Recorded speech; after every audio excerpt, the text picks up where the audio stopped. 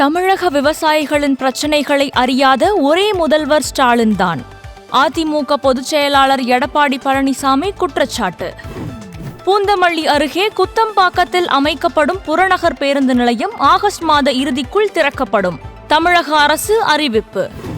பாமக உட்கட்சி விவகாரத்தை பயன்படுத்திக் கொள்ள பார்க்கும் தமிழக அரசியல் கட்சிகள். பாட்டாளி மக்கள் கட்சி எம்எல்ஏக்களை இழுக்க திமுக மற்றும் தமிழக வாழ்வுரிமை கட்சிகள் முயற்சி. ஈரான் மீதான இஸ்ரேலின் தாக்குதலை இந்திய அரசு கண்டிக்க வேண்டும். மத்திய அரசுக்கு விடுதலை சிறுத்தைகள் கட்சி தலைவர் திருமாவளவன் வலியுறுத்தல். இஸ்ரேல் நடத்திய தாக்குதலுக்கு ஈரான் பதிலடி. 100க்கும் மேற்பட்ட ஏவுகணைகளை வீசியதால் நாடு முழுவதும் பதற்றம். போர் வளையத்தில் மேற்காசியா.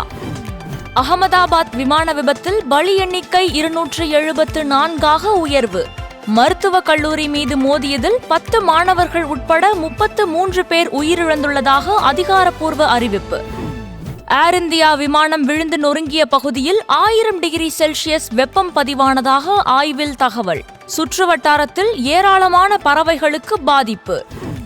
சுகாதார நலனுக்கான மையமாக திகழும் எய்ம்ஸ் மருத்துவமனை. மலிவு விலையில் மருத்துவம் மற்றும் சேவைகளை வழங்குவதாக மத்திய அமைச்சர் ஜே.பி. நட்டா பெருமிதம். அசாமில் வன்முறையில் ஈடுபடுபவர்கள் யாராக இருந்தாலும் கண்டதும் சுடப்படுவார்கள். முதலமைச்சர் ஹிமந்தா பிஸ்வா சர்மா அதிரடி உத்தரவு. ஆனி மாத பூஜைக்காக சபரிமலை ஐயப்பன் கோவில் நடை இன்று திறப்பு. வரும் 19ஆம் தேதி வரை சிறப்பு பூஜைகள் நடைபெறும்.